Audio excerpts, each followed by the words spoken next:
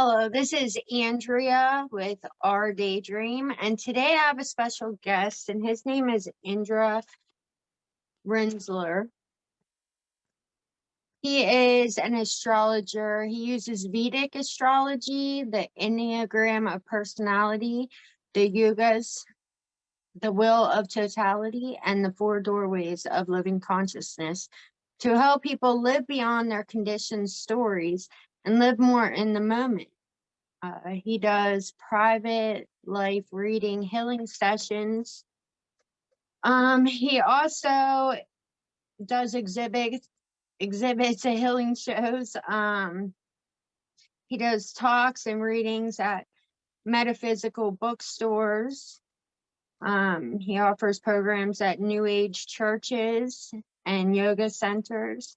He teaches seminars, 4 to 6 weeks, class series, and he does readings and talks in India and Thailand. He's given over 900 readings and led more than 100 classes in the last 7 years. So without further ado, I'd like to introduce to you Indra. Hi. Hello, how are you? I'm good. How are you doing? Oh, I'm doing pretty good. Good. I just got done introducing you, and I'll head on to the questions. So I know whenever I first realized that I was the one that was hurting myself, it sent me on like an expedition of wondering why it was that I did the things that I did. And it kind of set me on a journey of seeking more knowledge. And I was wondering what brought you to studying astrology and Enneagrams? Well, what I don't really know, but when I started 50 years ago, when I first went to metaphysical bookstores and started reading about, um, I don't even know at the time if I had a particular interest, but it was so natural that I can't. I was searching for answers. I was searching to find myself. I was searching to find happiness, but we didn't have the systems that are in place now, the understandings. I like to use the example of the word karma, because back in 1970, you'd use the word karma and you'd say, "What's that?" And then 6 months later, you'd say karma, and somebody would say, "What are you talking about?" And now it's like karma is like mainstream TV sitcoms is karma. Somebody does something, that's your karma. It's like it's so explosive through the society, through cultural understanding. So back then, astrology was mathematical. That I didn't have a reason not to believe the planets. I didn't have a reason to believe them, but it just seemed interesting. And the idea that things are caused and that things are expressed and explained, I guess it was interesting to me. And so it was an affinity right away. And when I sat with Enneagram for the first time, in 99, almost 30 years later from astrology, that first weekend classes, I didn't know anything about Enneagram. Somebody suggested I take a class. And I saw, it occurred to me, it was a weekend seminar, and on the Saturday, during the Saturday class, maybe the first class on Saturday, I think there were two, it occurred to me that there was that Enneagram reminded me of astrology. Yeah. You see that? Because Yeah. most people don't. But I mean, I Yeah. saw it right away. I saw them both as mandalas. I saw them both as explaining ourselves psychologically.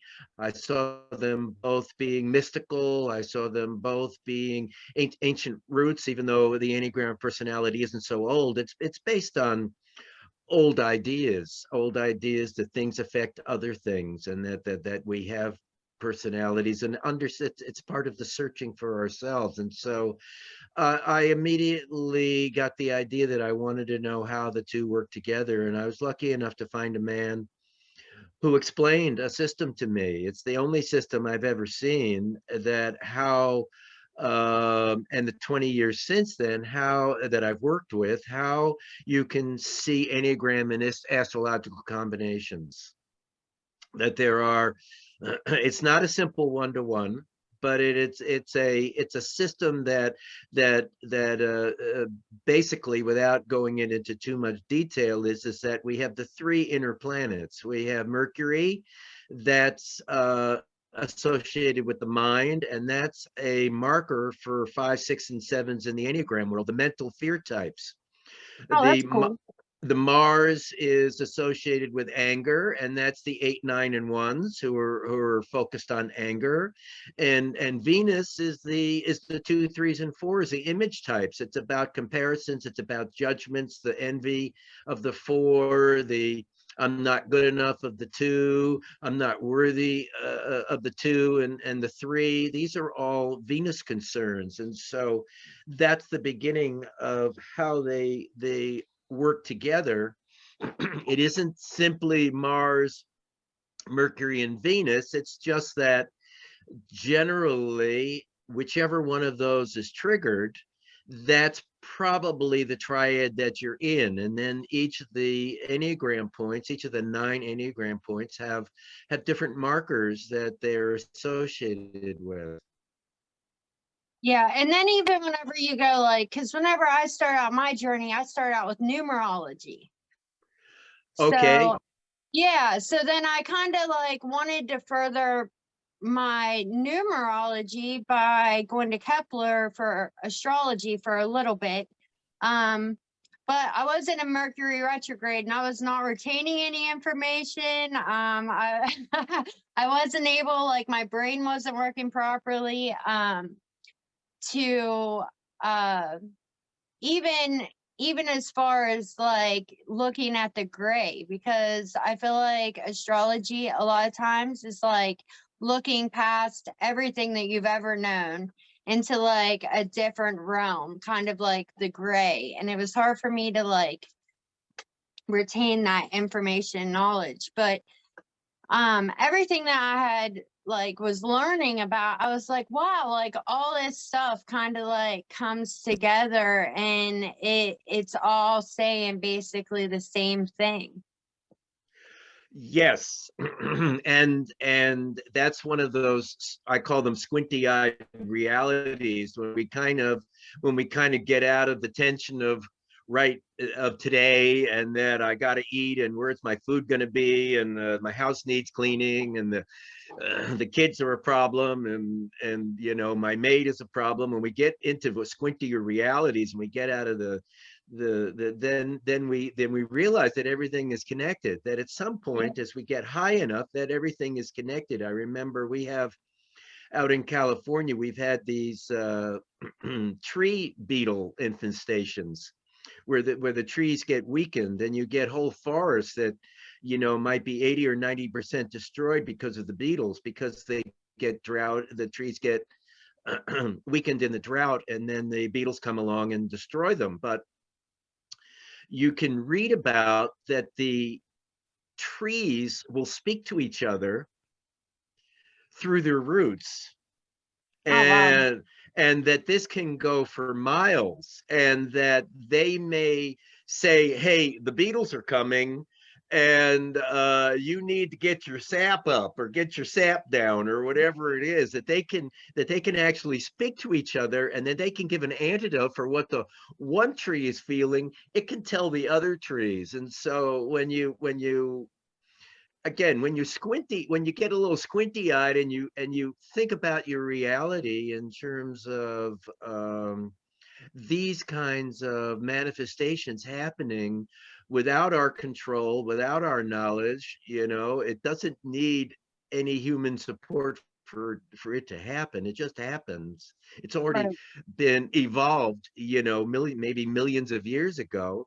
The fact is that at that level everything is connected, and right. that's the place where we can find peace and we can live in love, and we don't let the apparent problems and hypocrisies and deficiencies of this physical plane world, we don't let them bother us quite as much, or Yeah. maybe at all. Yeah, because I believe that like suffering basically stems from um believing that everything's just randomly happening around us. It's just like I can't believe that that person did that to me, but I like to relate in a fact that um that we're all like connected and these energies are happening for a reason. So what is inside of you that is attracting that to you right now, and what is it that you're supposed to be learning right now? And I believe that's where we find like our peace and comfort. Absolutely. And I want to take your wonderful definition, which you've sort of implied now, I mean, twice now, and say it's just holding any position. When you hold Yeah. any position, and I read in a book once recently, the phrase, "so I've heard." And so if you take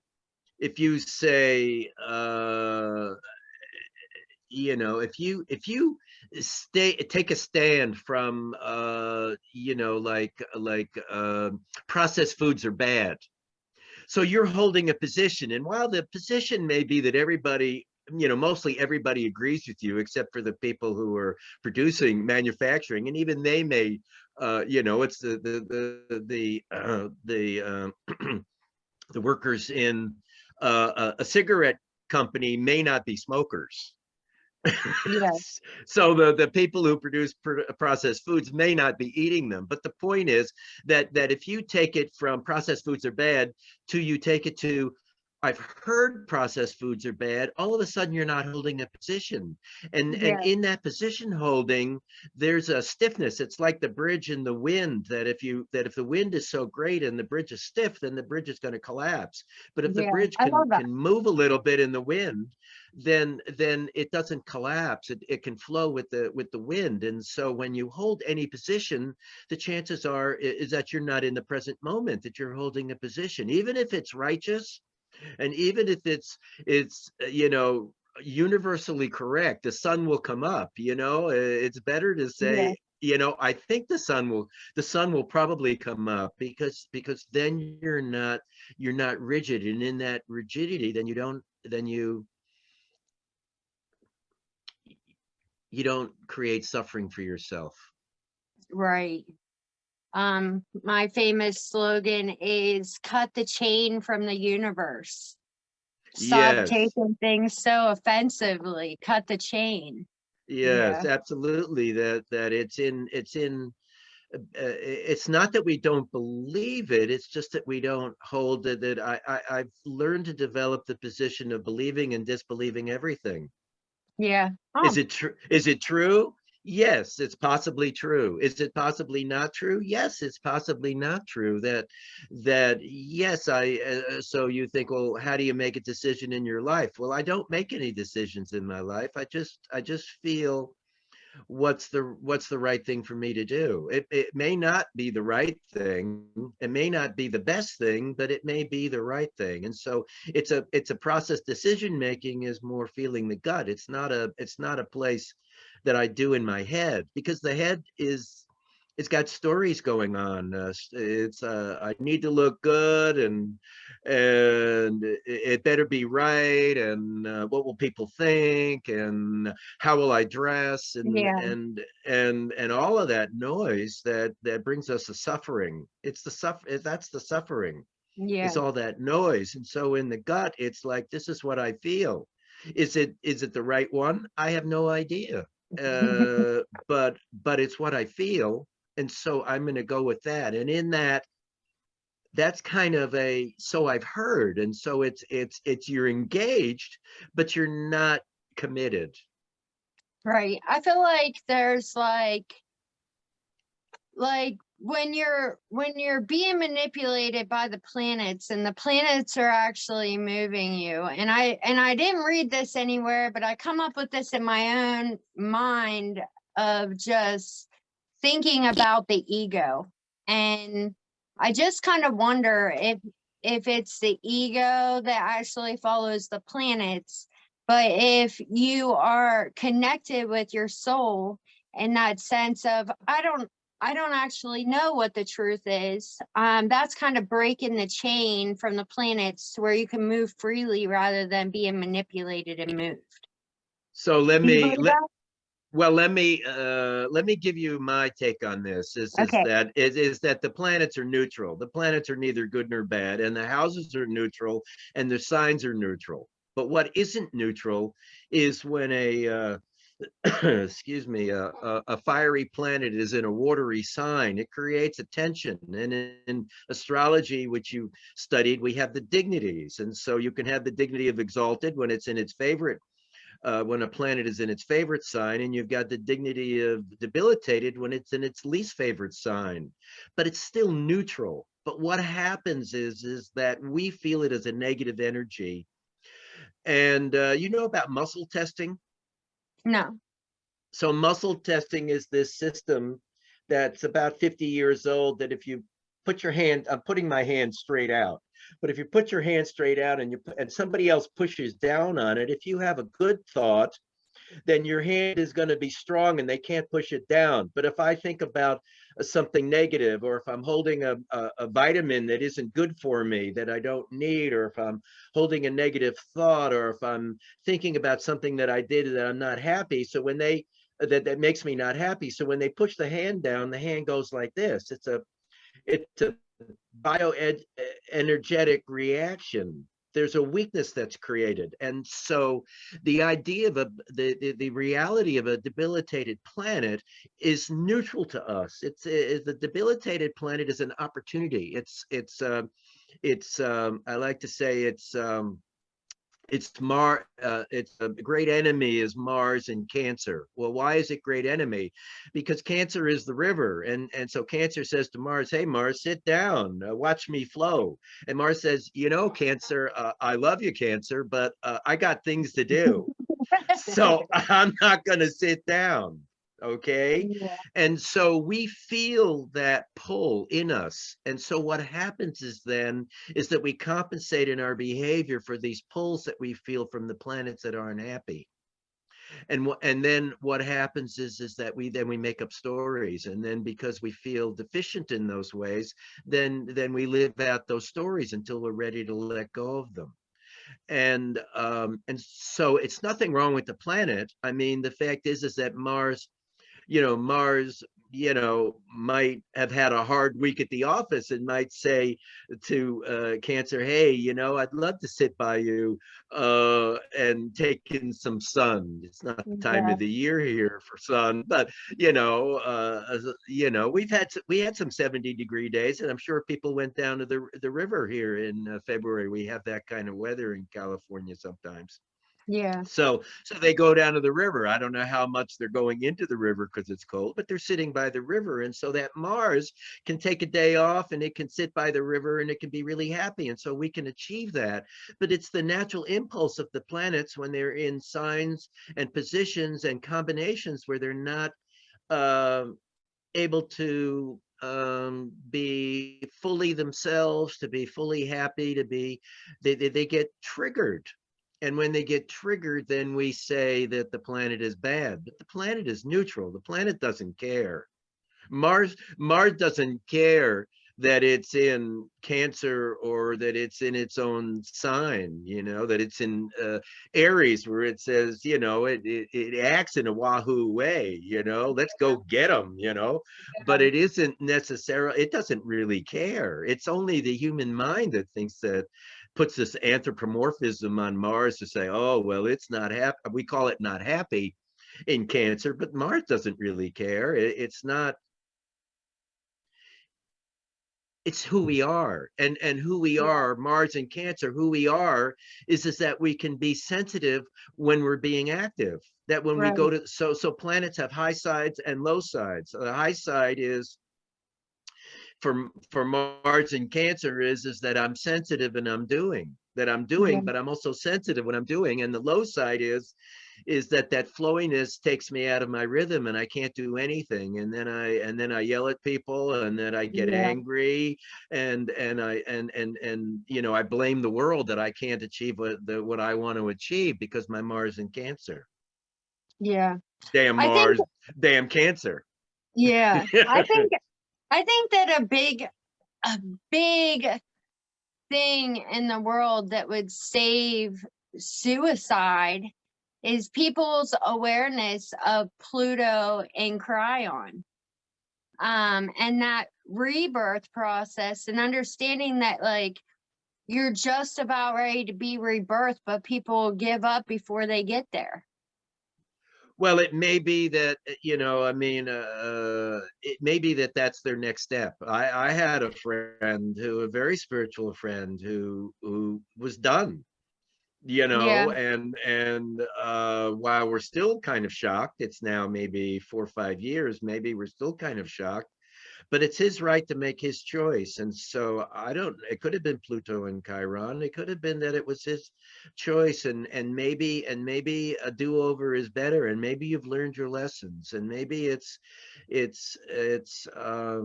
I'm not going to say that that I'm not advocating it by any means, but right. I want to give people the space that it's their choice. And if it's and yes, there can be a desperateness out of it, and it can be perhaps a wrong choice, and maybe you get there and you say oops, but maybe, you know, I didn't get the feeling from my friend that he felt that way.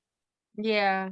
He was in a period of he was reading, if you know, if you're familiar with the Course in Miracles, which I'm familiar with it, but I haven't really studied it.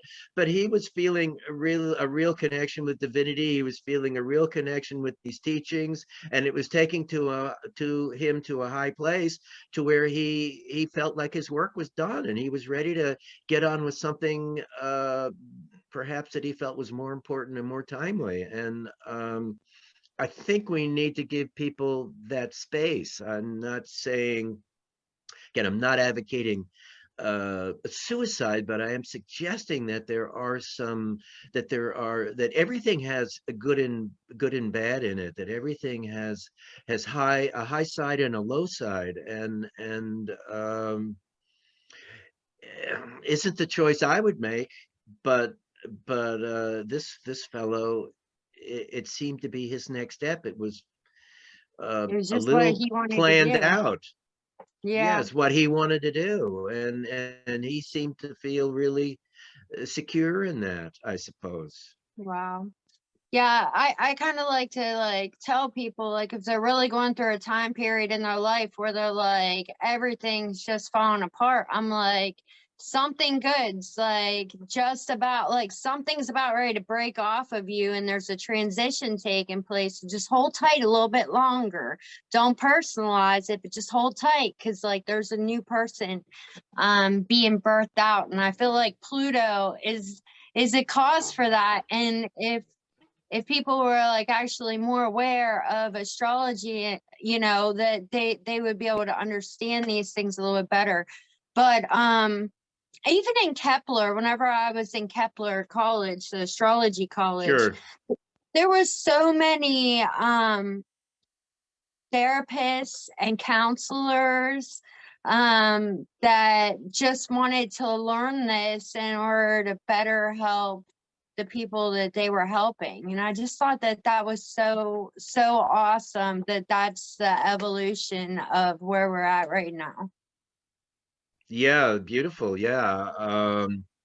Astrology is a strange one, you know. It has a dark side. It was you know, the Catholic Church, you know, really put a hex on it, and Copernicus knew that the Earth circled the sun rather than the Yeah, belief then that the sun circled the earth. And he wrote a they book killed about him. it that was unreadable. It's one of the most important Yeah, books in the history of the world, but it's both yeah, unreadable and it's only had 7 or 8 editions since he died, but it wasn't printed until he was on his deathbed. And it took yeah, 100 years for I think it was Kepler, 100 years later, where he said, "Yep, it's true," and he was only imprisoned and he wasn't killed. And so this is the yeah, state we were. This was 400 or 500 years ago, which is a long time in some ways, but not so long in others. And yeah. so uh, there's a lot of astrology where it's the newspaper astrology where it's um, H.R. Naylor. yeah, that it's small-minded and not very accurate. And Yeah, the problem I find is that with a lot of astrology is that people give their power away to it. It isn't that the point of it, and I think you'll agree with this, is that it's to empower us. It's yeah, not to empower the planets. The planets are who they are, and it's not yeah, about them. It's about empowering us. It's not about losing our power to a planetary position. And while the study, like you say, of Pluto and Chiron can teach you something about your situation, the thing is that it's not that you have free will, that you have the ability to overcome it, yeah, to overcome these positions. And that's the empowerment in there. But there's a yeah, lot of astrologers and a lot of astrology teaching which is still based in taking our power away, that we are stuck because of a yeah, planetary position, that we can't get it, that we don't have a way out of it, and that it's true and your feelings are not true. And this part of astrology I've been fighting against for a long time and never really understood from the beginning. And so my astrology, I never went to Kepler.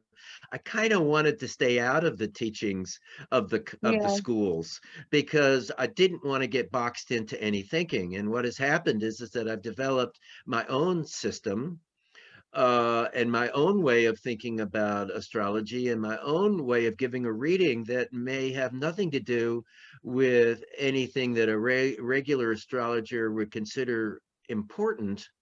yeah, The things that I consider the most important is the dignity. And I listened to a well-known guy recently give a talk and say that that's like his lowest. And why is that? Because he didn't want people to get boxed in by yeah, thinking that the dignity that they had. But the point of it is not to box it in. He completely missed the point. It isn't that you're yeah, boxed in because your Mars is in great enemy in Cancer. It's that is your opportunity. That's where the growth needs to happen. It's yeah. not that it boxes you in. It's that's where the growth An needs to happen. opportunity. He's missing the whole point of it as far as Yeah, I'm concerned. And this is the way things are. This is the way things are in the world right now. And yeah, it'll probably be this way for at least for a few hundred more years, yeah, and until higher ways become more become even more universally recognized, and yeah, old ways of greed and smallness and taking people's power away and stepping on other people and having opinions and fighting yeah. wars over opinions. When those ideas are gone, then it'll be a very high age.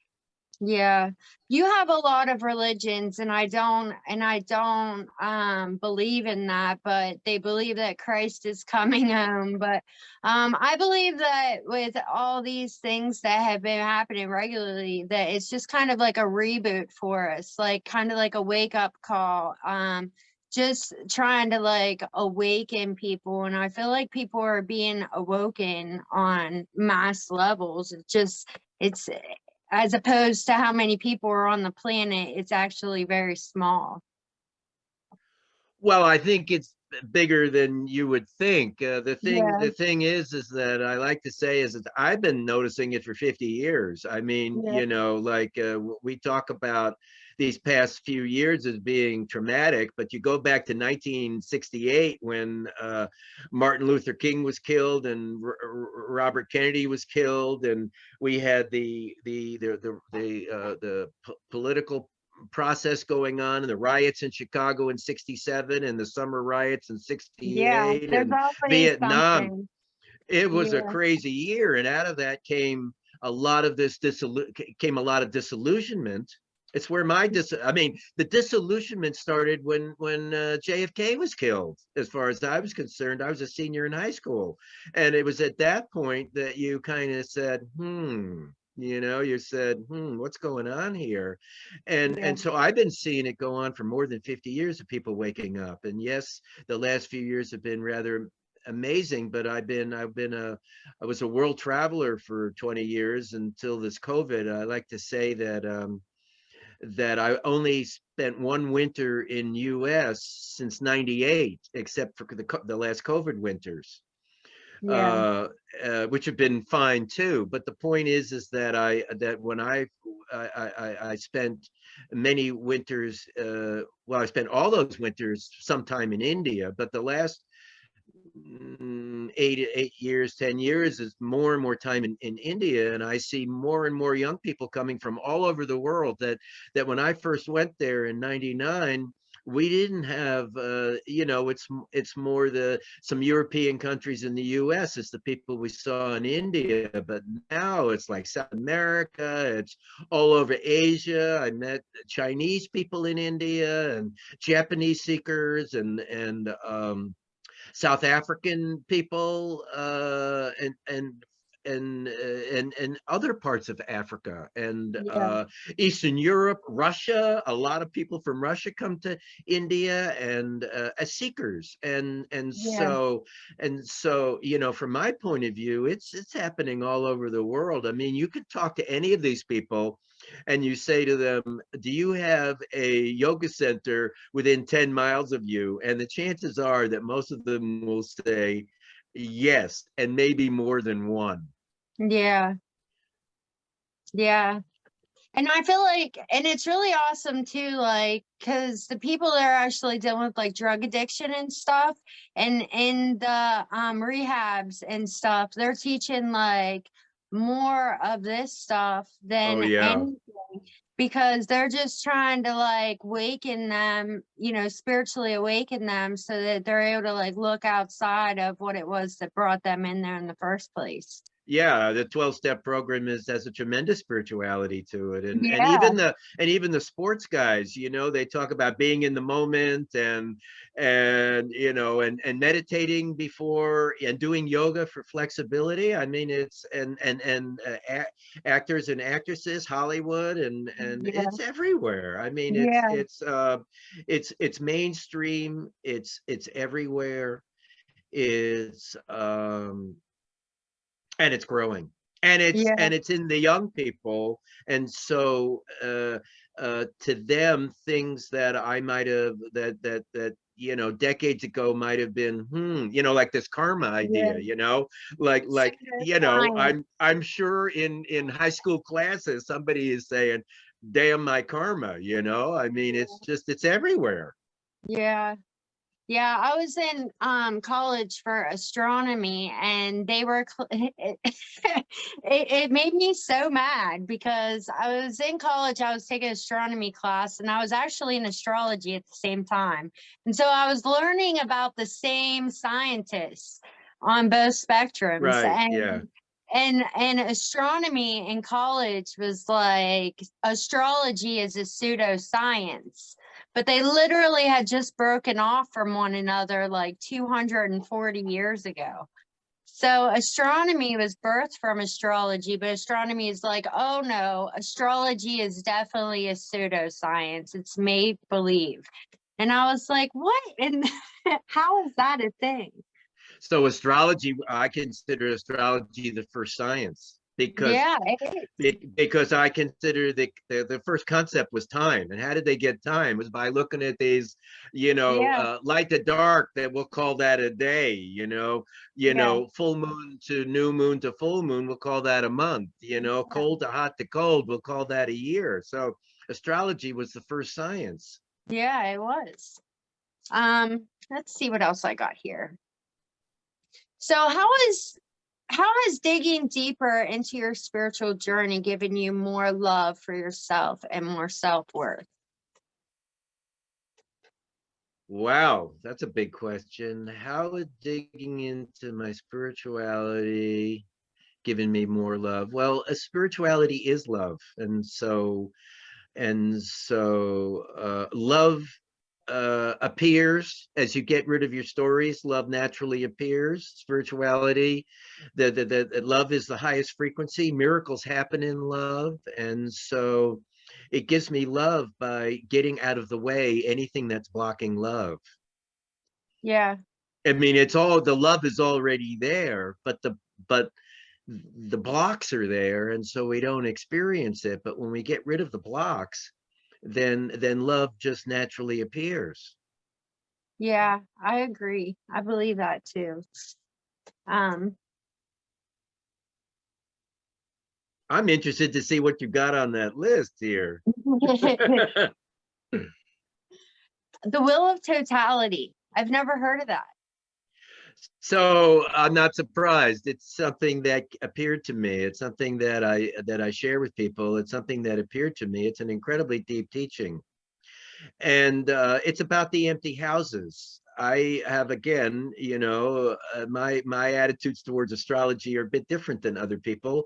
I consider the theory behind it is that each house in astrology contains awareness. But if you don't have a planet there, then you have difficulty to Seeing it. understand, to see that awareness. And this whole idea in astrology of, well, you just look to the ruler. So I like to say to that is that you're going to have an operation. Now, do you want the doctor on Skype or do you want the doctor there? That's awesome. Yeah, you understand my point. So Yeah. my point is that you want the doctor there, that it's great that your empty planet has a ruler, 2 billion miles away on the other side of your chart. But the fact is that there is no planet in that house, which means that those aspects in that house are not important to you in your life, and that on the high side, not on the physical, on the mundane side of astrology, but on the high side, on the spiritual side, the qualities of energy, the awarenesses that are in that house, that you don't have a planet. And you talked about gray. Now that you're asking me about the wheel of totality, you talked about gray. So the second house for the wheel of totality is duality. So the people that have a planet there, they understand duality, and they don't live in black and white. They can live in gray. They can see in Yeah. between black and white.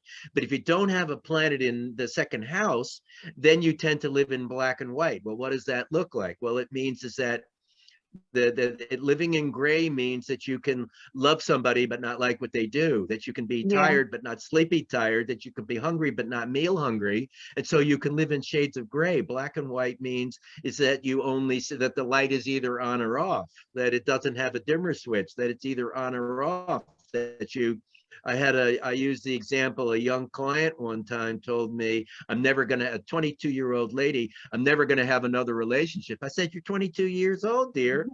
I'm never going to have another relationship. Well, she had no planet in the second house, and she saw that the relationship she had a 3-year relationship, and it wasn't very good. And she thought, I'm never going to have another relationship. But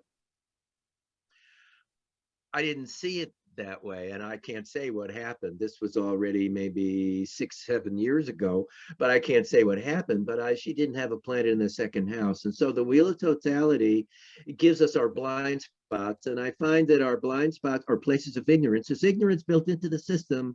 I use 9 planets. I don't use the outer planets, and so there's 12 houses. So there's ignorance built into the system. And that we don't naturally start working on our deficiencies until our late 40s and 50s. And why is that? Because in our 20s and 30s, we're building up ego. We don't want to hear about what we don't do well. We want to hear what we do good. We want to ignore what we don't. Yeah. What I don't do good. Hey, let's drink to that. That's 20s and 30s, but you get into your 40s and you get a little tired, and you've had the same bad relationship, and you've had this, you've run away from your jobs, enough times that you say there must be another way. And so you begin to search and be open to what isn't there. And so the wheel of totality, the empty houses. I had somebody recently at a show say, "Whoa, that's heavy." I said, you don't trust the fifth house. You don't trust or accept what is. Ooh, yeah, I don't. Yeah, Yeah. that's heavy. It's because it's empty. It's sometimes beyond their vision. It's a little hard. Sometimes it's a little hard for them to understand, because the concept, I mean, they can kind of understand the words, but sometimes these concepts are just a little bit beyond their reach. Yeah. Yeah. I was trying to push through a cycle that I kept seeing repetitively, and I could keep seeing this cycle repetitively, and I was talking to somebody about it, and she's like, it's probably just you adjust your eyes a little bit one way or the other, and it'll be right there. But the moon kept bringing it up and bringing it up and bringing it up, to where, like, and to relate to other people that are watching this, it's like the moon kind of brings your subconscious to your consciousness so that you can actually see certain things that you might have been neglecting. Uh-huh. Is that how you see it? Well, that's what they teach. Yeah. To me, the high side of moon is sensitivity, and the low side is emotional. And when we get emotional, then we don't see things. We we we Oh, we I we like uh, that. we don't. In emotionality, we're not seeing clearly. We're reacting to our feelings. I like to think of the mind as it's a weather station, and so it gathers temperature, it gathers humidity, it gathers barometer. And so the truth may be that it's going to rain today, and Yeah. I don't like rain, and that's true. But then you Yeah. say I'm not going to have a good day. Well, that's now you brought in a judgment. You're out of your facts, and you're into your judgments and your emotions. I'm not going to have a good day today. You don't know that. You're projecting that onto the day, and so now Yeah. you're not in truth anymore. And so I like that. the mind is a weather station that gathers the facts, and then this intellect and this or maybe it's the brain, but I think the mind gathers the facts, and then this intellect and this emotional side, and the moon sensitivity and the Venus sensitivity, that it weighs things and it measures things in order to create a convenient truth, so that you don't have to look at what's really happening. And so the fact is that you may not, it's going to rain today, and you may not like rain, but the rain is really helpful for the plants and the planets. And and and um and the i don't i can feel when low pressure comes in. I'm Sagittarius, Jupiter type of guy, and so when the low pressure comes in, I can really feel the darkness, Yeah. and I go, oh boy, oh geez. And I'm looking out the window, it's it's dark outside, oh my Yeah. God, the world's going to end. And the Yeah. fact is that it's really good for me to sit in that, because what does that do? It takes me out of my summertime party energy. It takes me out of my Yeah. outward. It takes me into my inward, and that's really an important place for me and everyone to spend some time. And so the ups and downs all have value when we can see that they're natural cycles and natural places to be, and when we'll learn to accept that what makes that. We just had cold temperatures here. We went down to 21, which is pretty low for here, and it was like 40 and 50, and we had the stove on all day. And now we're moving back into the set. I hate to get all this weather going. I'm just using it as an example. But Yeah. now we're getting back into the 70s, and it's like, hey, I can really appreciate the 70s. I don't have to wear so many coats, and Yeah. and it's sunny outside, and the plants will grow. And I started some plants early because I'm not usually here, but because I was here, I started plants early, and all my tomatoes and cucumbers, which were yay high already, they all froze to death because it was 21 degrees in the greenhouse. Yeah. And I get to start new ones, rather than, I mourned them for a few days, Yeah. and now I think, because I'd already started some already, and now I have brand new tomatoes popping up again, Yeah. and that brings me joy. It's the renewal of life, and that's a teaching, like you already talked about that. It's the renewal of life. It's the beauty of spring, and the beauty of falling down and then picking yourself up, and finally having the relationship that works, and have a career that, or a job that, and a boss and a team that you really enjoy, that maybe you went through some hell for 10 or 15 years, but now, that's made you stronger and made you appreciate what you have now, Yeah. that you wouldn't have appreciated when you were 22 and arrogant and knew it all. Yeah.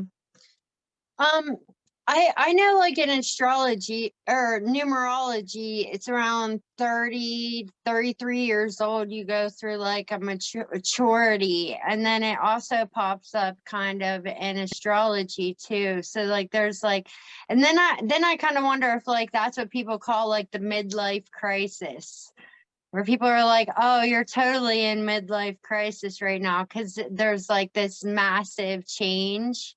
I think that takes place in people, and it could be like the negative form if that's how you choose to judge it, like you say, or it could be like the positive. It could be moving you into a positive way, but regardless, like there's this change that takes place.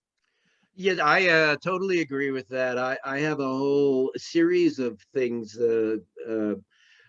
keystone energies that I noticed. I like to say 25 is the perfect age. And why is that? Because I find 21 to be open, but not have much experience. And so when you tell a 21-year-old, this is look, your Saturn is this, they say, I don't get it. I haven't seen it yet. But at 25, they've had those experiences.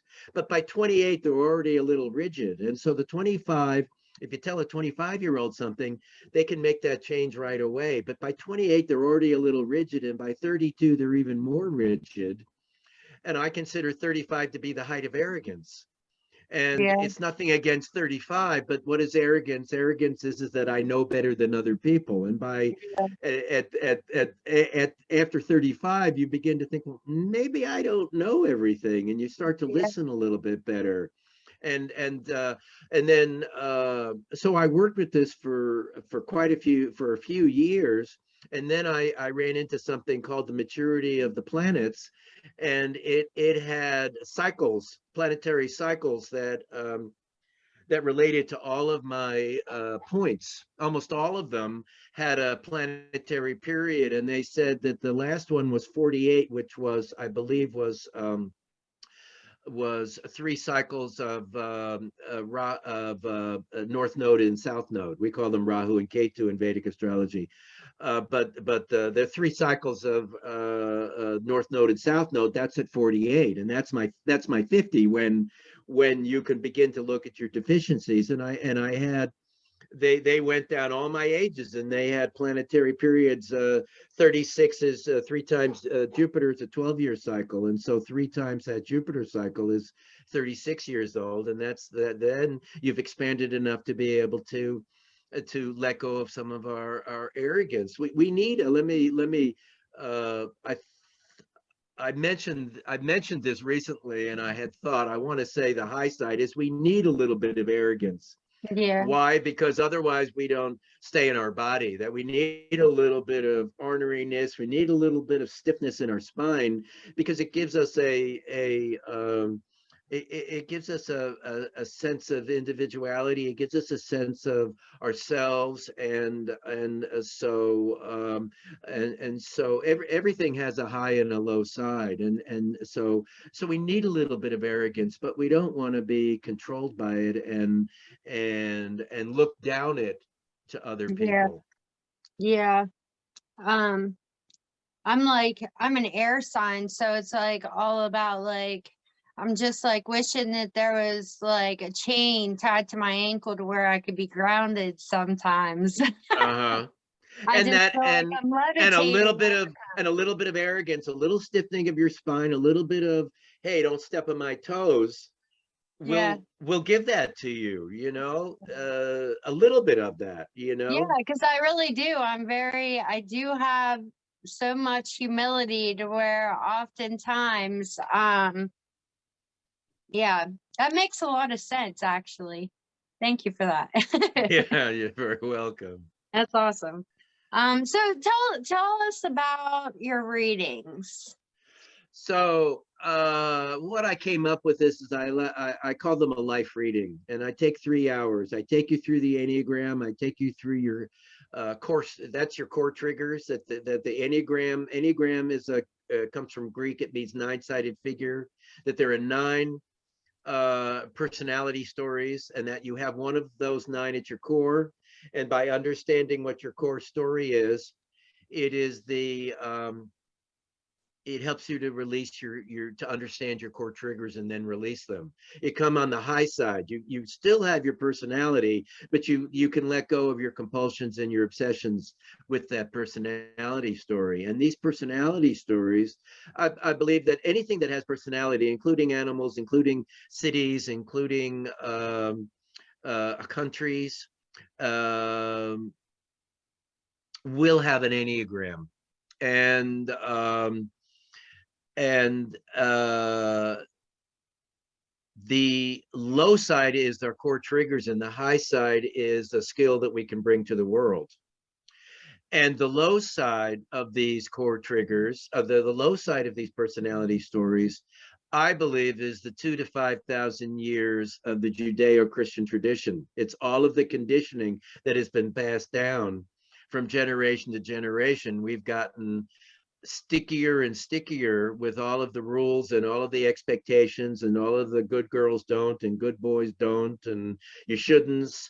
And while there are definitely politenesses that we need to give to each other, a lot of those rules, I talk with people whenever I give readings. Worked with a lady yesterday who was talking about not feeling enough, and actually did it in two parts. And the thought occurred to me in the middle part. I mean, this in the 2 days between talking to her occurred to me, some of that might be, some of it's in your astrology, but some of that could be from your parents. I said, some of your not enough, that could be could be some from your parents? And she said, yeah, some of that could be from my parents. And so, and that's because they were running that, and they learned that from their parents, who learned it from their parents, who learned it from their parents. And so the Enneagram is the Enneagram of personality is an incredible modality. And so then I spend about an hour on on astrology, giving people their strengths and weaknesses. I don't do predictions. I'm not interested in giving you a better story. Yeah. I am not interested in giving anybody a better story. I'm not going to make a better relationship for you. I'm not going to tell you when. I'm not interested in doing any Yeah. predictions, but I am interested in letting you know why you're not having the relationship you want. Yeah.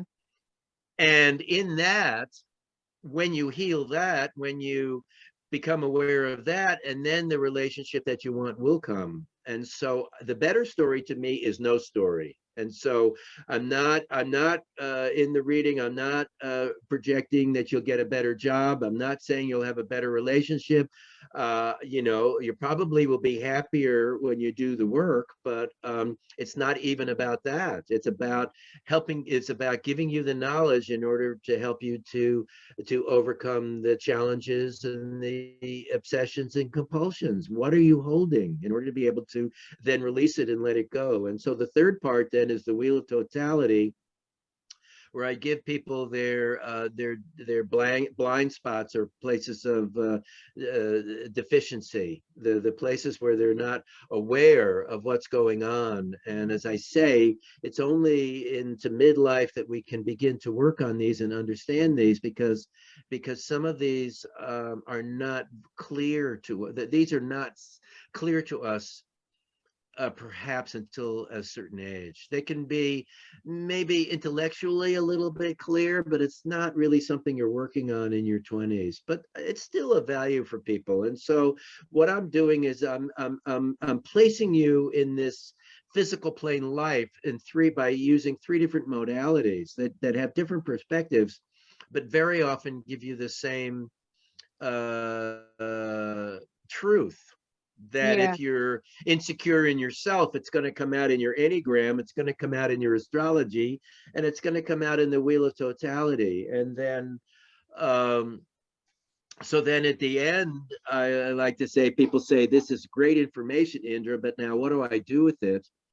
And so what I like to say is that I have the four doorways to conscious living. And so the first doorway is that you need to learn to observe. And so what the reading gives you is the opportunities to understand what it is that you're observing. And so what you're going to observe is your own thinking. You're going to observe how you act around people. You're going to observe how you act around yourself. You're going to watch how you dress when you go on a date, and how you go when you go to the office, and how with your friends and with your parents, and how you act and how you change these different in these different situations, and how you react to what's coming toward you. That's the observing. And so the second doorway then is to let go and release what doesn't serve you.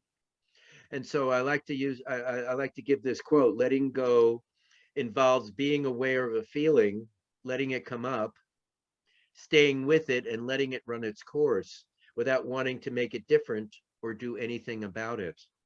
It means simply to let the feeling be there and to focus on letting out the energy behind it.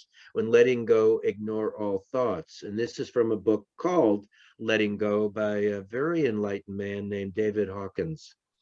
And so Nice. the third doorway is to love yourself. And then the fourth is to live in the moment. And so if you live in the moment, you will love yourself. Yeah.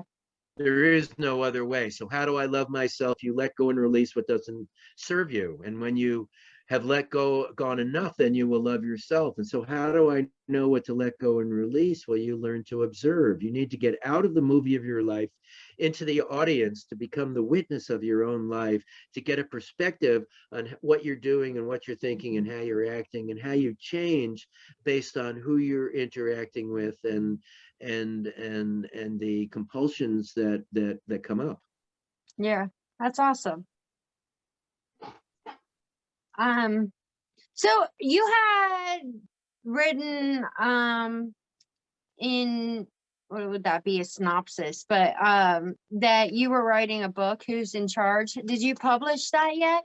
Or are you still in the No, work? the books are still on hold, but I have to Yeah. tell you that planetarily, for me, I'm a late bloomer. And Yeah. I can tell you why astrologically, but I'm not going to go into it. But the fact is, I'm a late bloomer. But right now, I am in the finishing touches of what looks like now a 10,000 word article explaining how Enneagram and astrology work together. This is something that I've been thinking about for 22 years. Yeah. And I have a guy that is ready to publish it. I assume is ready to publish. I mean, he said he's not only an Enneagrammer, but he's also a Vedic astrologer. And so it's going to be of real interest to him.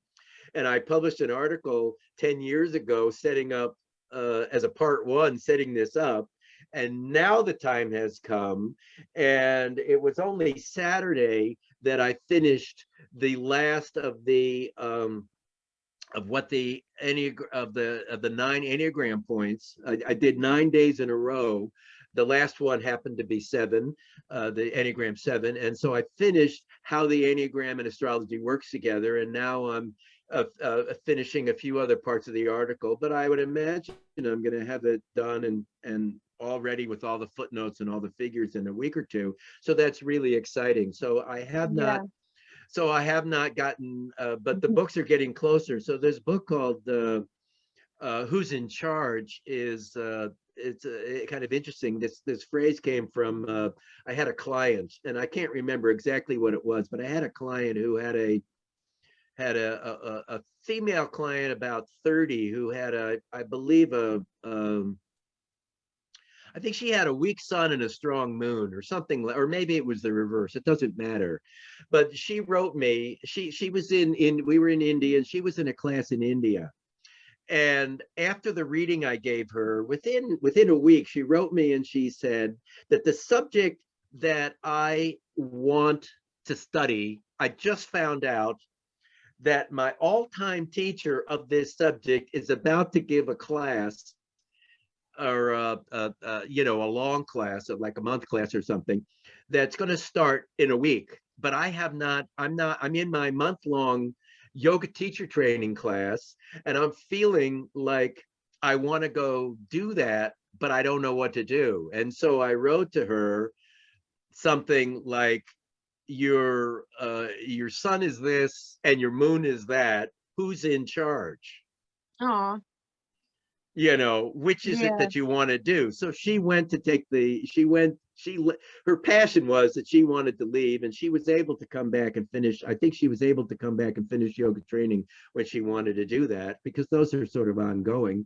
But this other one was very special, and she went, and it was really the right decision and everything. And so for her, the idea was who in charge. So the book is I call them themes. They're 1,000, they're 500 to 1,500 word themes or short stories that are unrelated. They're not they're progressive a little bit, but they're not really progressive. They're sign of they're each individual, and what they are, they're just subjects of the spiritual path, of a spiritual life. And one would be, you only need to know the first step.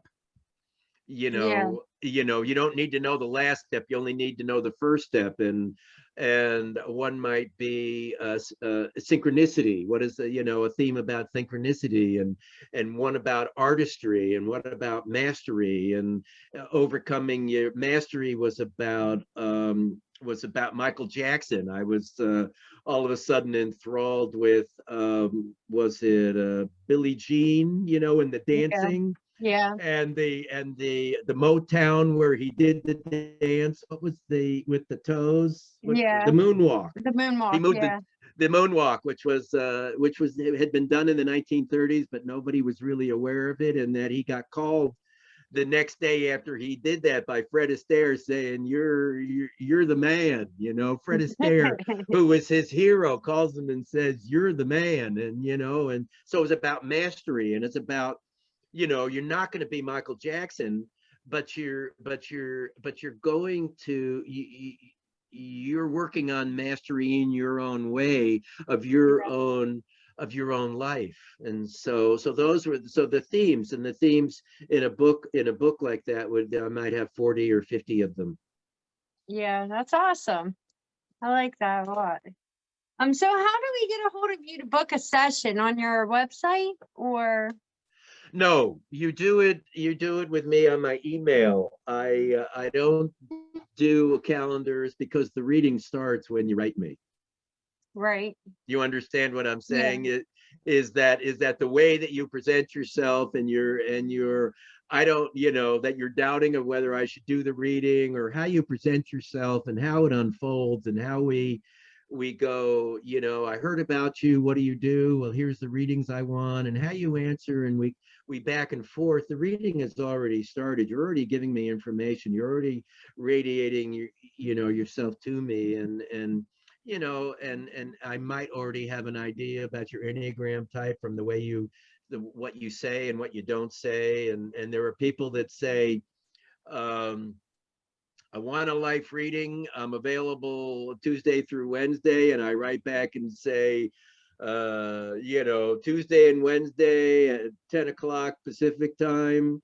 and they say okay, and that's done. Well, they're a pretty assertive person. That's not a Yeah, doubter. That's not an air sign. That's a yeah, there's fire and and yeah, strength there. And so I don't use a calendar. I like to work with people straight direct, because they're already giving me information that in fact I will sometimes then refer to in the reading.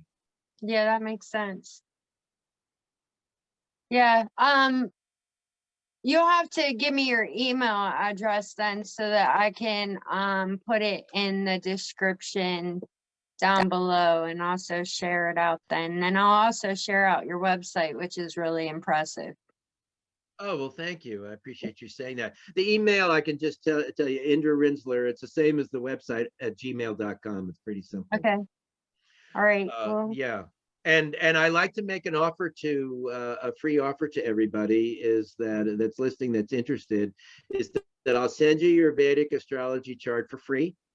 And I'll give you a little bit of how to read it. I'm not going to, it's not a reading, it's just giving you the chart. But if you're interested in astrology and you want to know how the planets change in your Vedic astrology chart and interested in what it looks like and starting to go, I'm happy to give that to you for free. You need to write me. I need 3 pieces of information: your date, your time, and your place of yeah. birth. And also, I have an Enneagram test that I'm happy to send you. That's also free. It's a 5 or 10-minute test. It won't work for everybody. Some people have trouble finding their Enneagram number, but it'll definitely give you a couple of numbers to explore.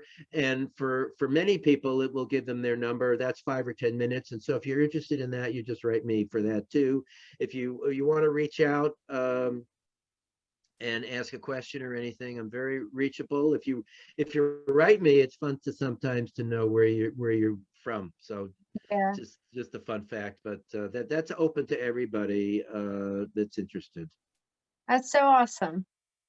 That's great that you do that.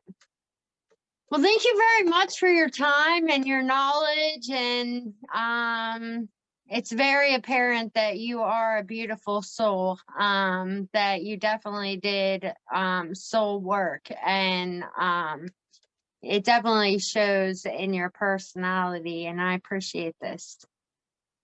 Well, thank you so much. I appreciate you saying that. And the only way you can see it is because it's likewise for you too. Yeah. Aw.